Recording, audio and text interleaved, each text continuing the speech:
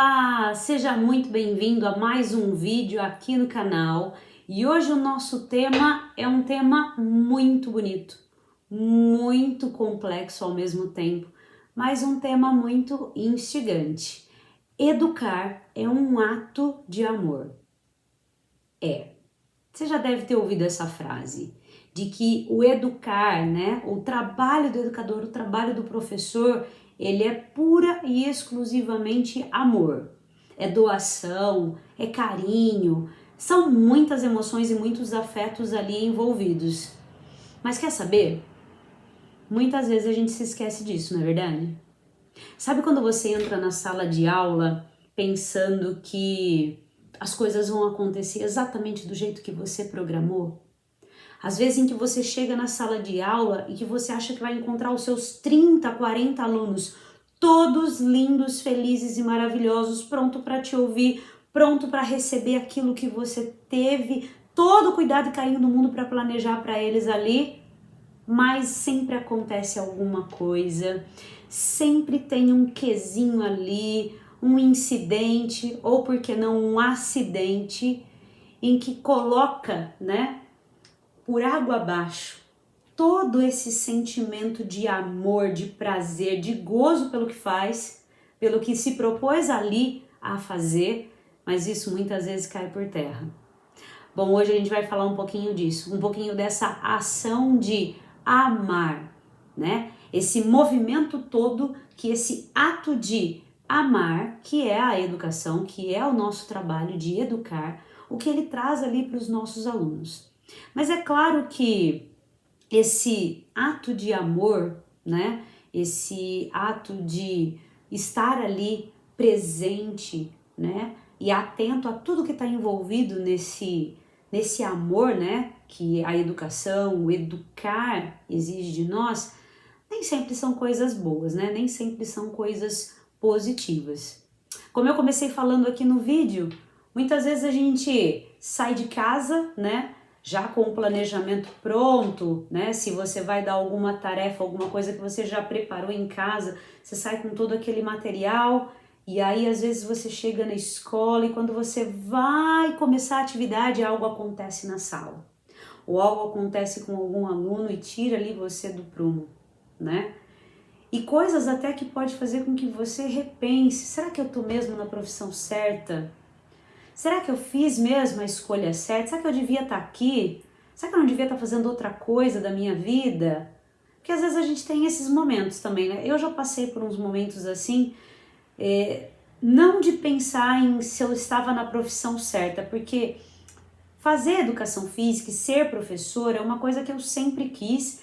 Inclusive, tem um vídeo aqui no canal que conta um pouquinho da minha história, para não ficar me estendendo muito aqui. Então, se você ainda não viu esse vídeo, onde eu conto um pouquinho da minha história, né, o que aconteceu, alguns pontos que aconteceram aí na minha vida que me fez chegar até aqui, depois que acabar esse vídeo, corre lá para você assistir para saber um pouquinho mais sobre a minha história.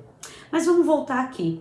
Eu já passei por momentos onde coisas ruins aconteceram na minha aula e que me fez repensar na minha prática. Poxa, como é que eu não pensei nisso? Como é que eu não previ isso? Como é que eu não amenizei isso? E eu acho que uma das histórias assim, eu tenho várias histórias, mas tem uma que aconteceu que foi na minha primeira turma, né? A minha primeira experiência dando aula foi no último ano da faculdade, em 2007, onde eu tinha o estágio supervisionado, só que esse estágio supervisionado ele durou o ano inteiro na escola, e ali junto com o professor mesmo da escola, né, eu estava ali como estagiária, eu me sentia como a professora da turma, porque ele dividia todas as responsabilidades ali comigo, né, como se eu fosse mesmo a professora da sala.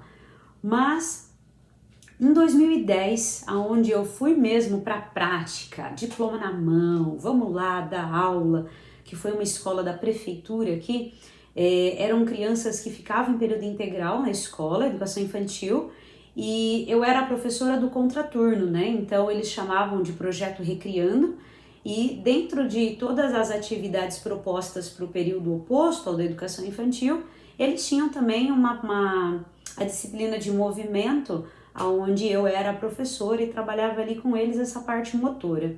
E um aluninho meu de 4 anos, naquela época, ele simplesmente se aproveitou ali do momento da aula. Se eu não estou enganada, eu estava, acho que há um mês dando aula nessa escola. Ele se aproveitou do momento em que a prefeitura foi levar os alimentos para a escola, o portão estava aberto e ele fugiu da minha aula, ele simplesmente saiu. E eu lembro de que eu vi ele parado perto do portão, e o portão era longe de onde eu estava dando a atividade, mas eu tinha a visão desse portão. E eu vi ele perto do portão, um aluno me chamou e eu fui ali atender aquele aluno. Na hora que eu olhei, ele já não estava mais do lado do portão. Eu já na hora gritei para uma monitora, uma professora, a primeira pessoa que passou na frente, cuida dos alunos que eu vou atrás de um que está na rua. Sem me explicar, só corri. E ali ele estava paradinho no muro da escola, né, olhando para a rua perto do caminhão que estava descendo os alimentos, né, 2 homens fazendo esse transporte dos alimentos ali. E eu, o que você está fazendo aqui fora? Ele, eu não quero ficar na escola. Falei, mas você precisa ficar na escola até a hora de ir embora, pelo menos você não pode ficar aqui na rua. E aí ele, você não vai me obrigar a voltar. Eu falei, eu preciso te levar para dentro da escola. E eu peguei esse aluno e ele não queria que eu pegasse, dali eu fui, conversei com a coordenadora, com a diretora e tal. E depois eu descobri que essa não era a primeira vez que esse aluno tentava sair da escola. Só que numa outra tentativa, sim, ele conseguiu sair de uma forma muito engenhosa. Ele conseguiu ali colocar alguma coisa apoiada em cima de uma cadeira para que ele alcançasse, né, o interruptor que destravava o portão da escola. Isso acho que 1 ano antes de eu trabalhar nessa escola. Ele conseguiu abrir e ele conseguiu sair porque naquele momento, né, as professoras estavam na sala e a secretária da escola, né, que já era ali de frente pro portão, ela estava num momento onde ela sabia que tinha um funcionário saindo e quando ela ouviu essa campainha, ela achou que era o funcionário da escola, ela não olhou, enfim. Eu sei que esse aluno era a segunda vez. E eu lembro que eu fiquei pensando quais as consequências que eu teria que encarar, né, com a integridade desse aluno e com a minha responsabilidade enquanto ali professora com aquela turma se esse aluno me sai e se acontece alguma coisa com ele. E assim também em outros momentos, né? Anos depois eu fui trabalhar numa outra escola e eu numa atividade, né? Tava brincando com os alunos de cabra cega. Pendurei algo, um pino de boliche. Pendurei um pino de boliche bem no meio do espaço onde eu dava aula. Coloquei todas as crianças atrás de mim e chamei uma pessoa para ficar do meu lado e dar os comandos para quem estava com o olho vendado, tentando acertar esse pino de boliche. Só que o material que eu usei, é aqui que eu fiquei pensando, foi aqui que me comeu, me corroeu por dentro o porquê que eu fui escolher aquele tipo de material. Eu dei para esse aluno que estava com o olho vendado um bastão de madeira, não muito grande, uns 40, 50 centímetros, mas um bastão de madeira para que ele acertasse esse pino de boliche. E o aluno aqui do meu lado dando os comandos e o resto da turma atrás de mim. E esse aluno do meu lado, vai para a direita, vai para a esquerda, um passo para frente, um passo para trás, levanta o braço. E a hora que o aluno com o olho vendado ia acertar, o aluno que estava do meu lado dando os comandos, ele deu um passo gigante para frente e falou, agora vai! E o aluno com toda a vontade do mundo se esticou para frente a ponto de que o seu bastão alcançasse o aluno que estava aqui do meu lado, abrindo 5, 6 pontos, porque pegou a testa desse meu aluno. E aquilo sangrava, e aquilo sangrava, e esse aluno chorava. O aluno que foi atingido chorava com o desespero daquele sangue, da dor, da batida. E o meu outro aluno começou a chorar, porque ele não queria ter feito isso com o aluno. E eu tentando acalmar os dois, e eu chamando as pessoas para poderem acudir ali. E aquela sensação de, mas era tão óbvio você usar um material tão perigoso desse, como é que você me pensa uma coisa dessa, Patrícia? Aí você pode pensar assim, mas Patrícia, não precisa se martirizar tanto, né? Você estava no início da sua carreira, você estava nos primeiros anos dando aula. Eu sei que independente de qual ponto de vista a gente olhar, aquilo me marcou demais. Depois eu conversei com a mãe, expliquei para a direção da escola, expliquei para todos, né? Para meu respaldo, né? Uma coisa muito positiva, a escola ela tem um sistema de monitoramento interno, então a mãe pôde ver nas filmagens como tudo aconteceu, né? Quais foram as providências que foram tomadas, né? Ela conseguiu entender, mas mesmo com tudo isso, nada justifica o fato de eu não ter cercado de todos os lados. E eu me lembro que ao ir para casa naquele dia e refletir sobre tudo aquilo, o quanto eu chorei de desespero, porque poderia ter sido pior, porque, meu Deus, como é que eu pude fazer uma coisa dessa, permitir que isso acontecesse. Eu sei que eu pensei muito, muito, muito mesmo. Será que você tem que estar mesmo aqui dando aula para criança? Será que você tem essa capacidade, essa habilidade para fazer tudo isso? Mas ali aquilo foi se acalmando e eu fui percebendo que faz parte. Tudo a gente vai ter o bônus e o ônus. A gente vai ter as coisas ruins e vai ter as coisas boas. Mas independente disso, né, conforme a gente vai fazendo essas reflexões, a gente vai percebendo que se eu estou realmente no lugar aonde eu me vejo como minha missão, como minha função, como minha obrigação, né, enquanto ser humano, colocando ali as minhas habilidades, as minhas competências ao serviço do outro dentro da educação, tudo isso só serve para alimentar ainda mais esse amor, essa vontade, esse desejo de estar em sala de aula. Por isso, educar é um ato de amor. E por ser um ato, eu acredito que a gente tenha que pensar muito nesses movimentos, nessas ações que vão acontecendo ali no nosso dia a dia e que fazem a gente pensar e repensar. Eu estou fazendo, né, aquilo que é para ser feito, eu estou dando o meu melhor. Eu realmente tenho essa vocação, eu tenho esse dom, eu tenho essa facilidade por estar aqui, porque de nada adianta. E aí eu não olho para esse ponto como a educação enquanto um ato de amar. Eu não posso entender, não consigo entender, não é que eu não posso, eu não consigo entender que pessoas que não se veem nessa vocação, não se veem com esse dom, não se veem com essa habilidade de ensinar o outro e de se colocar à disposição do outro, porque nós educadores temos muito disso, né? A nossa disposição, a nossa doação para o outro, do nosso tempo, da nossa inteligência, da nossa competência, das nossas habilidades, ou seja, né? Se colocar ali para o outro. Eu não consigo ver isso como um ato de amor, as pessoas que fazem por fazer. Eu não tinha outra opção e fim da aula. Que eu já ouvi muito, não só de pessoas próximas de mim, mas assim, de uma forma muito geral. Eu queria fazer uma faculdade, mas a mais fácil de entrar é a pedagogia. Isso dói o coração, isso dói ouvir isso, dói o ouvido, dói o coração, porque você está lidando com outras vidas, você está lidando com outras pessoas que estão em desenvolvimento, em crescimento, e que esse desenvolvimento depende de você, depende do seu trabalho, depende da sua pessoa, depende de quem você é e como você faz o que você faz. Então, eu não consigo olhar como o educar enquanto um ato de amor essas pessoas que insistem numa profissão, né, profissão docente como professor, sem ter ali aquela vontade, aquele gosto, aquele desejo por estar em sala.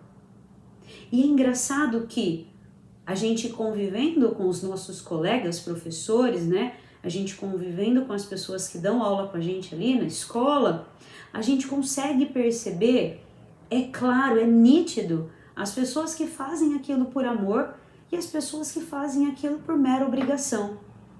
Não estou condenando, não estou julgando, mas é uma constatação, isso é um fato. É nítido para nós adultos, né? As pessoas que trabalham ali, as pessoas que fazem o que fazem porque gostam, porque amam e as que não fazem. É nítido também na reação dos alunos para com aquele professor. É nítido também a reação daqueles alunos diante dos outros, porque a gente sabe que os alunos, eles nos imitam em muitas coisas, né?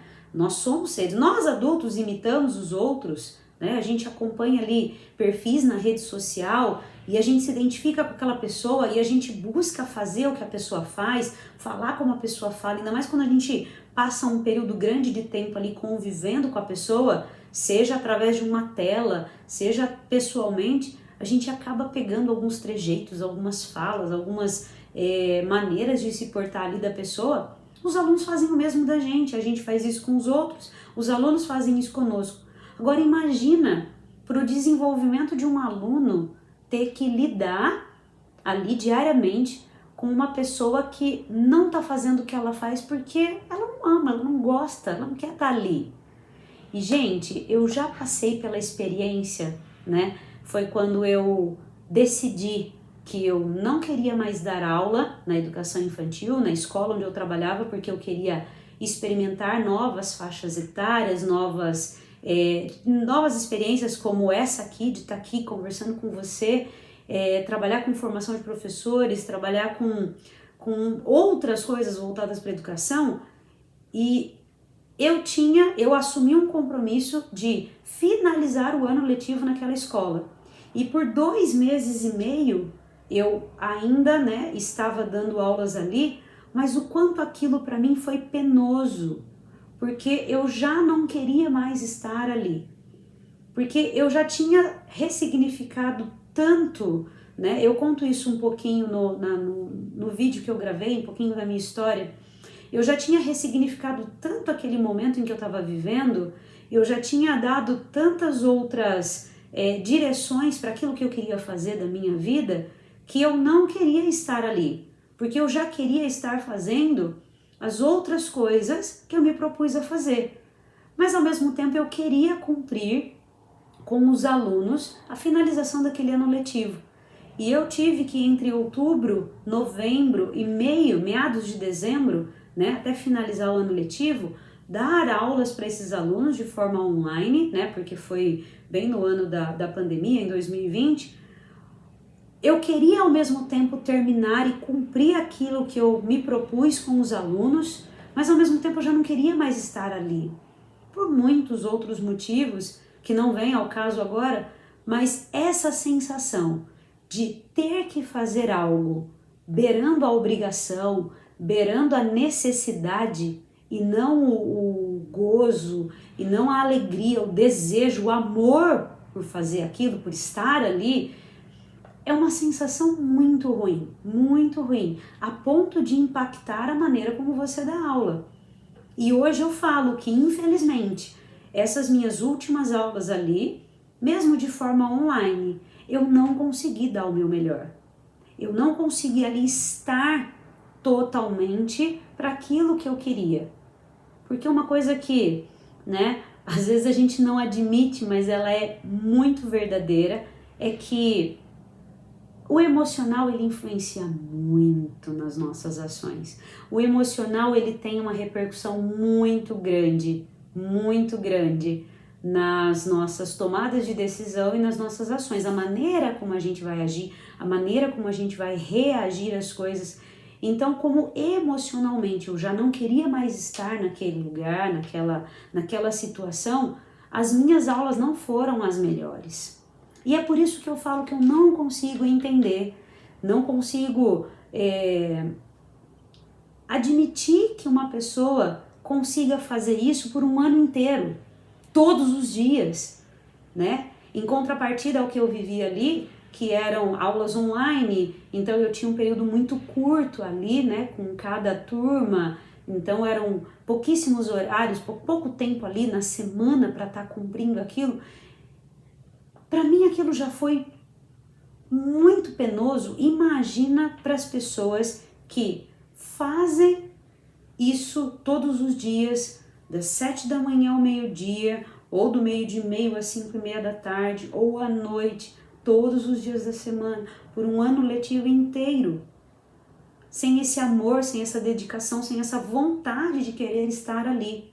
E não é só o estar, né, no lugar, porque no meu caso, o que aconteceu comigo na finalização desse ano de 2020 foi a questão do espaço, né? Foi a questão, a circunstância ali, e não exatamente os alunos, e não exatamente a minha disciplina, e não exatamente aquilo que eu tinha para ensinar, aquilo que eu tinha para transmitir, enfim, mas o quanto tudo isso interferiu, o quanto tudo isso foi muito negativo.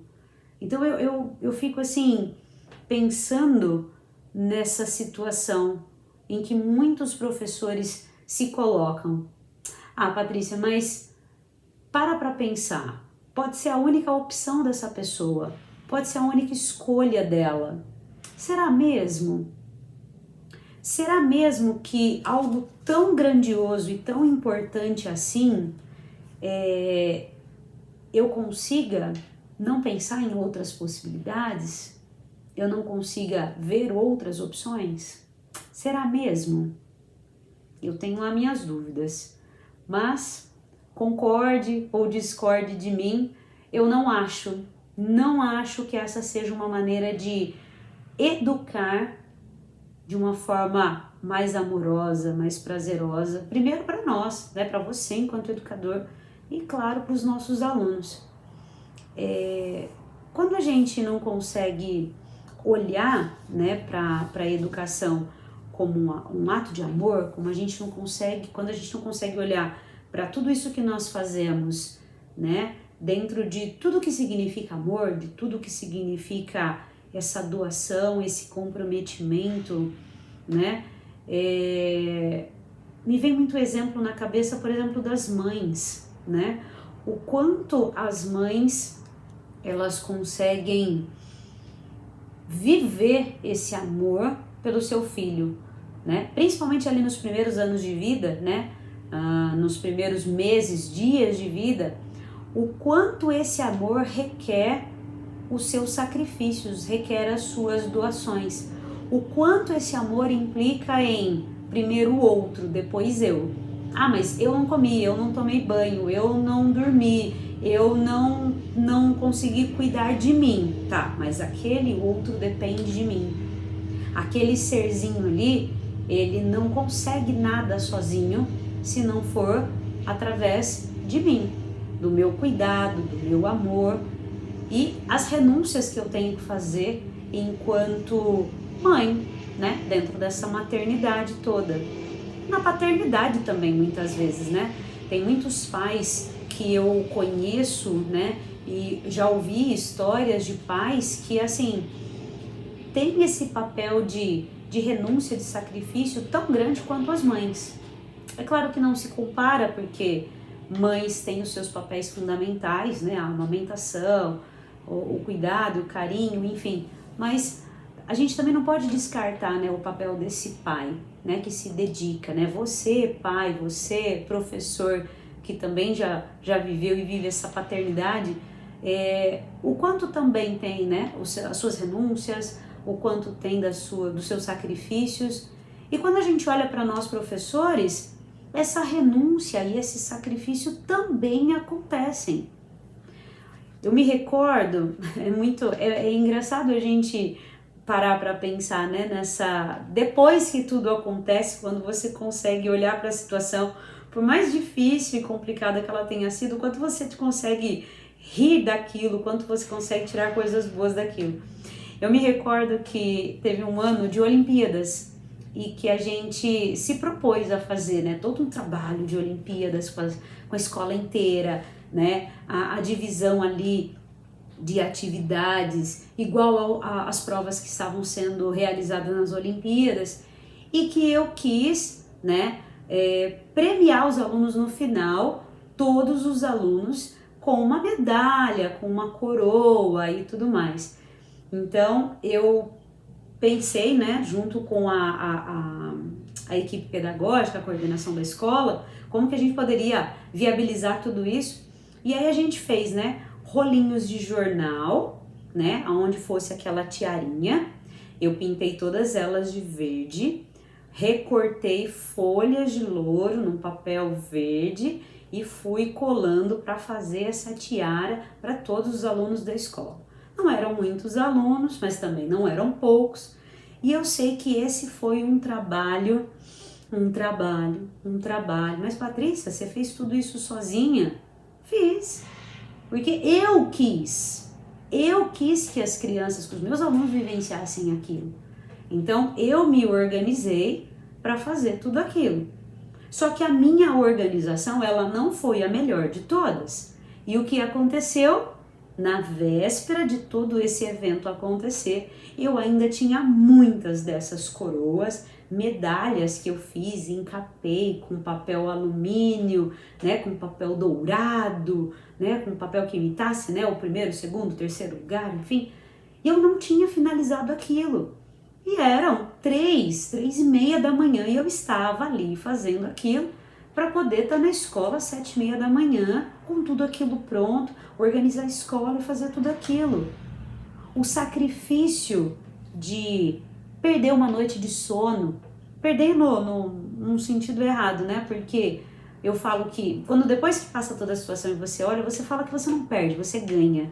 Porque a hora que você olha o sorriso no rosto dos alunos, a hora que você percebe a alegria deles de estar vivenciando aquele momento, eu tô subindo num pódio, eu tô recebendo a minha coroa de louro, eu tô recebendo a minha medalha de participação, aquilo acaba com todo aquele cansaço, tudo aquilo que você, né, deixou de fazer, deixou de dormir, enfim, deixou de descansar. Então tudo isso compensa.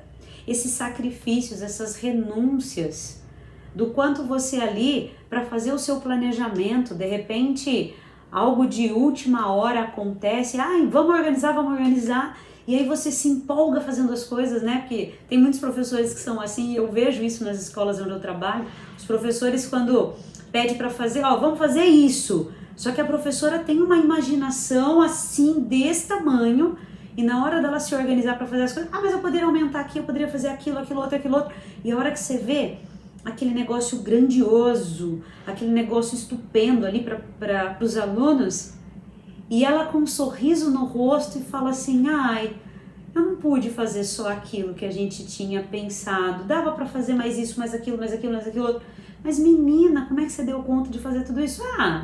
Marido ajudou, filho ajudou, vizinho ajudou, não sei quem ajudou, um monte de gente ajudou, eu fiz, fiquei umas noites aí sem dormir, mas fiz. E aquele sorriso no rosto, aquela satisfação de eu estou fazendo algo a mais. E na hora que vê os alunos ali, aquele sorriso, aquela alegria, aquela risada gostosa, tudo isso compensa, tudo isso paga. Se é que paga, né, gente? Porque vamos combinar, né? Tem certas coisas que a gente vive em sala de aula que dinheiro no mundo paga. Dinheiro no mundo paga aquilo que a gente tem de retorno dos alunos. E esses são só alguns exemplos desse educar como um ato de amor. Ao contrário de muitas vezes, né, já presenciei também, infelizmente, muitas situações assim, de então, vamos fazer tal coisa, né, para essa festa, para essa confraternização, para essa comemoração, e aquele professor ali que não está muito engajado, aquele professor que eu tô aqui porque eu tô aqui, sabe? Ainda não assumiu esse papel mesmo, né, de professor, de educador, o quanto o mínimo que ele precisa fazer o deixa frustrado, o deixa ali irritado. Tem mais isso para fazer? Sério que eu tenho que entregar isso? Sério que eu tenho que ensaiar isso? Sério que eu tenho que fazer essa coisa, essa fantasia, esse painel, esse teatro, esse desenho? Sério que eu tenho... E aí o professor se queixa, né?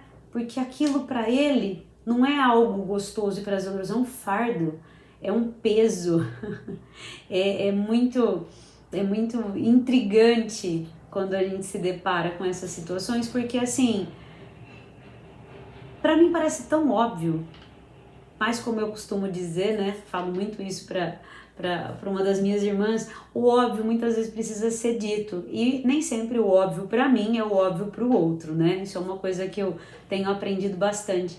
Mas assim, para mim é tão claro que o que eu faço não é para mim, é para os meus alunos. E quando você vê o movimento desses professores, é o contrário. O professor ele se queixa porque aquilo não é bom para ele, não é viável para ele, porque aquilo vai ser custoso para ele. E ele não consegue pensar, não que isso aconteça em todos os momentos, né?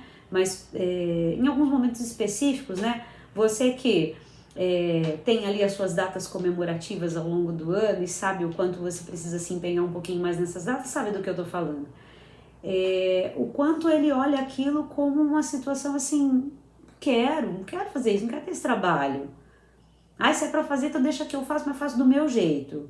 E aí, às vezes, não envolve os alunos, ou né, a produção ali, o que é colocado, não tem a mãozinha deles, não tem a participação deles, então eles não conseguem viver aquilo. Eu acho isso tão estranho, porque aquela história, você escolheu ser professora? Você escolheu ser educador? Então tudo isso está no pacote. Se você faz isso por amor à sua profissão, tudo isso está no pacote. Tudo isso está ali dentro de todos esses bônus e esses ônus também que fazem parte, né, dessa nossa profissão, dessa nossa vocação de educar. Então, olhar para tudo isso assim de uma forma... Ai, que fardo! Ai, que chato! Ai, não acredito que tem que fazer isso. Isso chega assim a entristecer o coração, entristecer pelos alunos, né? Que eu acho que eles acabam sendo os mais impactados em tudo isso. E não só falando desse sacrifício todo, dessas renúncias que a gente faz, né? Dessas noites de sono que a gente perde ali fazendo planejamento, né? Das noites de sono que a gente perde procurando vídeos, fotos, de materiais diversos que complementam ali o que eu quero trabalhar na sala de aula, né, para fazer a mais, mas fazer a mais pelos alunos, não para os outros.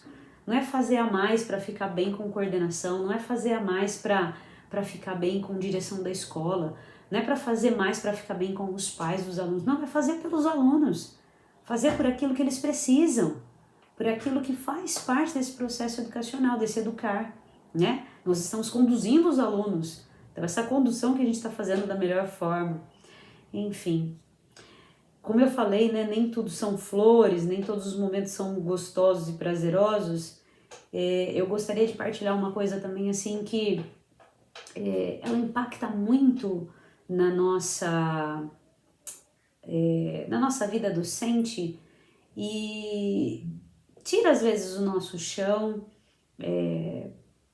deixa a gente assim para baixo, né? Bem triste, bem chateado, que são alguns comportamentos que vêm de, como é que eu posso dizer, níveis mais superiores que o nosso. Então agora eu quero, né, passar uma mensagem especificamente para você que é coordenador pedagógico, você que é orientador de aluno, você que é diretor de escola, você que de alguma forma tá ali para dar esse suporte, esse subsídio para o professor, mas num nível acima, né? Um nível hierárquico acima, né? Um nível de autoridade, um nível de liderança. Eu já passei por experiências também assim que me fizeram pensar, poxa vida, caramba, tô tentando dar o meu melhor e fazer o melhor para os meus alunos e eu tenho que ouvir essas coisas, né? Aquelas patadas que a gente recebe muitas vezes no momento em que a gente quer acertar.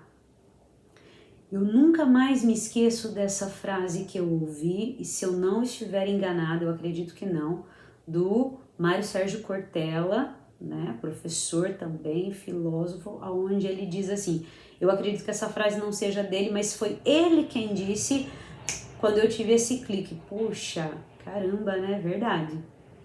Se você tiver que elogiar, elogie em público, mas se você tiver que corrigir, corrija no particular. Não faça essa correção na frente de outras pessoas, não faça essa correção na frente de outros colegas de trabalho, alunos, pais de alunos que às vezes presenciam essas cenas. E por que eu estou dizendo isso? Porque muitas vezes esse desgosto, muitas vezes essa sensação de descontentamento, de desamor com a nossa profissão, com a nossa docência, elas têm os seus motivos ali pela maneira como nós somos tratados dentro da escola, pela maneira como os nossos superiores têm que se reportar a nós muitas vezes. Por quê? Eu já passei por situações, né, algumas vezes, onde eu precisava tomar uma decisão e uma atitude ali no lugar da coordenação, que não estava ali no momento. Não foi a melhor atitude, mas que no momento em que ela foi me corrigir pelo meu ato, essa correção veio na frente de outras pessoas de uma forma muito ríspida, de uma forma muito grosseira, e aquilo deixa uma sensação assim de, puxa, nem ouvir você me ouviu, nem querer saber o que aconteceu você quis saber, e já chega com os 2 pés no peito. Não é assim essa expressão que a gente ouve de vez em quando? Eu tenho muitos amigos que usam essa expressão, já vai com os 2 pés no peito. Ou às vezes de correção de direção da escola, né? Que precisa ali corrigir algo que foi feito e pá! Vomita. Vou usar essa expressão. Vomita em você tudo que tá pensando, tudo que tá, né, sentindo e juntando tudo que aconteceu, que envolve você, juntando coisas que não envolvem você, mas que acaba fazendo isso também de uma forma muito ríspida, muito grosseira, de uma forma assim desrespeitosa na frente de outras pessoas, na frente de outros, seja quem for. Isso é uma das coisas também que colocam esse eu amo ser professora, eu amo educar, amo, mas não tô a fim de passar por essas coisas. Muitas vezes, bons professores, excelentes professores, acabam perdendo esse desejo e esse gosto pelo que faz, pelas atitudes, pelas ações, pelas palavras, pelas correções das pessoas que estão ali num nível acima. Muitas vezes esse descontentamento acaba sendo alimentado por esse tipo de situação. Então, aproveitando que a gente está falando dessa educação enquanto amor, enquanto um ato de amar, de né, tá ali, né, dando o seu melhor, fazendo aquilo que sentiu que nasceu para fazer. Se você tem esse cargo acima dos professores, né, tem essa autoridade, tem essa hierarquia, né, acima de professor, supervisor de aluno também, né, falei de coordenação, orientador, direção, mas a gente tem os nossos supervisores de ensino também. Muito carinho, muito zelo e muita sensibilidade quando tiver que tratar com um professor, quando tiver que tratar com um funcionário da escola, seja quem for. É que aqui a gente acaba falando mais com professores, educadores e quem está envolvido com essa educação, mas eu acho que isso se estende, né, a toda a equipe que trabalha com você ali na instituição, na escola. Muito cuidado, muito zelo, porque se a pessoa ela tem algumas questões ainda de maturidade, de personalidade, de, né, trato emocional ainda para ser resolvido, ainda por melhorar, isso pode ser motivo não só para que o professor desempenhe um mau trabalho, né, e que os alunos saiam prejudicados nesse sentido, mas isso pode ser motivo também para gerar uma série de problemas mentais e psicológicos nesses professores. Pode parecer exagero da minha parte, mas do fundo do meu coração, não é nada exagerado isso não. E se você é professor, você até mesmo coordenador, diretor, supervisor, enfim, se você já passou por alguma situação dessa e você conseguiu trazer aí na sua memória, enquanto eu fui falando, enquanto eu fui, né, explicando, me colocando aqui, você conseguiu trazer todas essas emoções à tona daquilo que você já viveu em algum momento, você sabe muito bem que isso é muito triste, isso é muito complicado e que dependendo da situação, as consequências de tudo isso podem ser gravíssimas, né? A ponto de precisar procurar por uma especialidade médica, por medicações, por tratamentos, enfim, uma série de coisas que podem acontecer a partir de tudo isso. Então, fica aqui o meu desabafo, né, para você que tem esse contato, né, de um grau, né, de hierarquia, autoridade dentro da escola, ou seja você um empresário, seja você uma pessoa que lida com outras pessoas, mas tem essa autoridade, essa hierarquia, eu acho muito interessante pensar nesse ponto, né? O famoso se coloque no lugar do outro. Não que eu acredito que isso seja totalmente possível, né? Porque me colocar no lugar do outro já não é o outro, sou eu, né? Porque são os meus sentimentos, são as minhas emoções, é a minha visão de mundo, é a minha percepção ali da situação, mas a gente consegue fazer esse movimento contrário. E se fosse eu no lugar dessa pessoa que está sendo criticada, que está sendo mal orientada, né? Tá passando por toda essa situação desagradável ali. Se fosse eu no lugar dela, como é que eu reagiria? Como é que eu me comportaria naquele momento e principalmente dali para frente, né? Então, esse olhar, né, mais cuidadoso, né, com esse ser humano que está ali na nossa frente, assim como nós, professores também, né, isso vale para nós também, com os nossos alunos, porque eu trouxe aqui exemplos, né, de uma situação de uma coordenação, direção, supervisão falando conosco enquanto professores, mas muitas vezes dentro da sala de aula nós fazemos isso com os nossos alunos. Isso me lembra também uma situação muito triste, porque eu repensando no que eu fiz, na maneira como eu fiz, eu sinto uma tristeza assim muito grande pela situação em que eu fiz o meu aluno passar.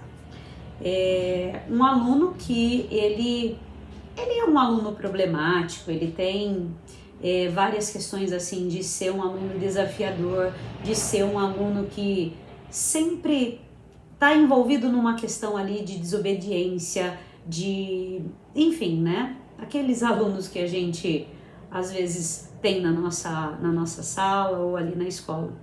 E esse aluno começou a causar um certo tumulto ali na aula, colocando em risco a integridade de outros alunos, né?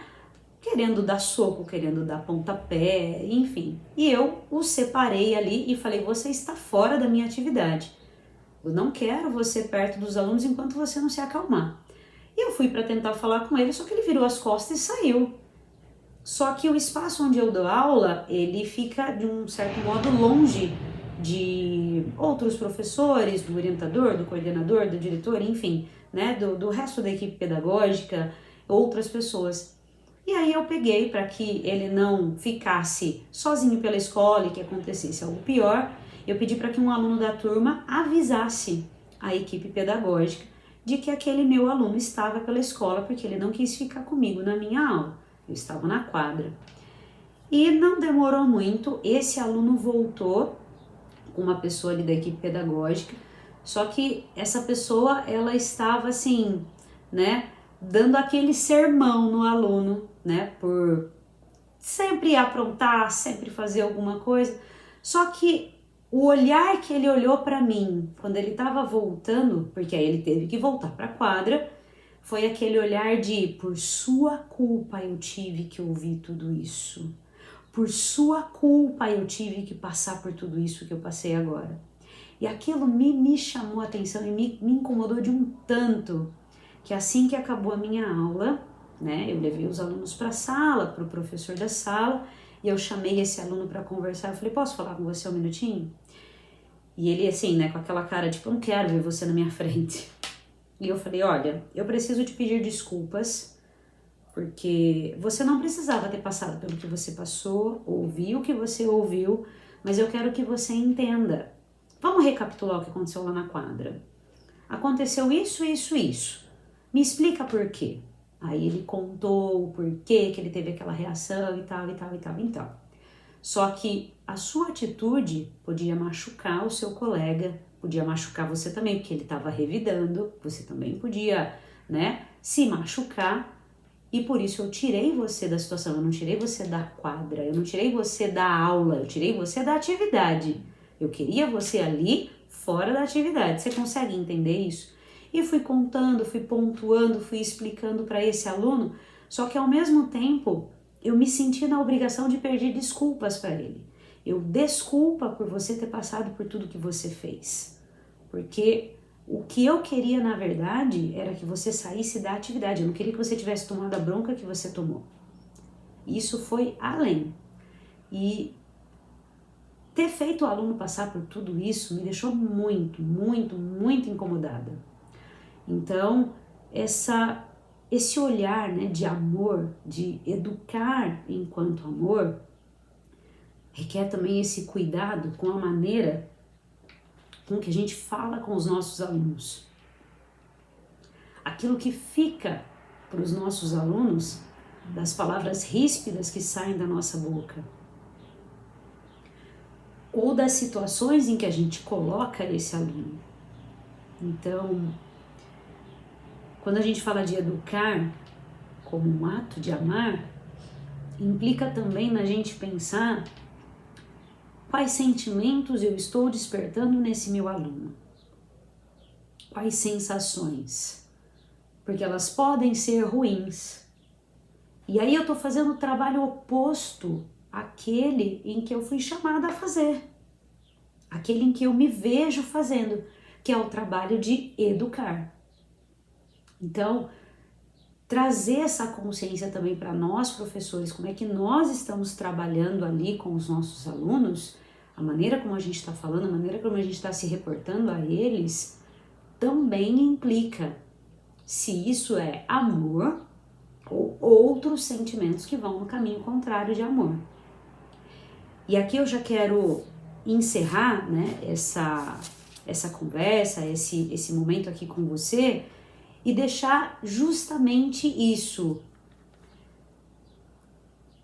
Pensar que, para você pensar, né, você enquanto professora, educadora, o que eu estou fazendo é com amor, é por amor, eu estou disposta aos sacrifícios, eu estou disposta às renúncias que eu preciso, né, fazer ali naquele caminho, naquele percurso.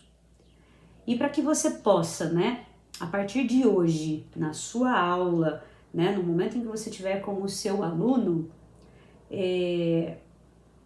tome cuidado, né, tome esse zelo, coloque isso como prática para você no dia a dia, esse cuidado e esse zelo com o seu aluno, com a maneira com que você fala com ele, né, a maneira como eu falo, e eu me policio a cada aula, porque esse caso que eu contei para vocês não foi o primeiro e também não foi o último, porque a gente está suscetível a alguns momentos a emoção acabar controlando mais do que a nossa razão e a gente acaba explodindo, falando coisas que não quer, pensando ou tendo gestos que não quer, né, expressões faciais que a gente não quer para os nossos alunos.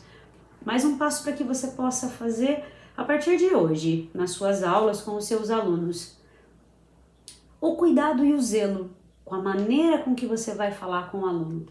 Não tenha receio de, no momento de explosão, no momento de raiva, no momento de eu não tô conseguindo me controlar. Respira fundo e pede para esse aluno, agora não. Agora eu não posso falar com você. Agora não. E você sair de cena ou você tirar o seu aluno de cena para que você possa se recompor, para que você possa deixar o racional tomar conta desse emocional. Sabe aquele famoso conta até 10 e respira? Isso não é à toa.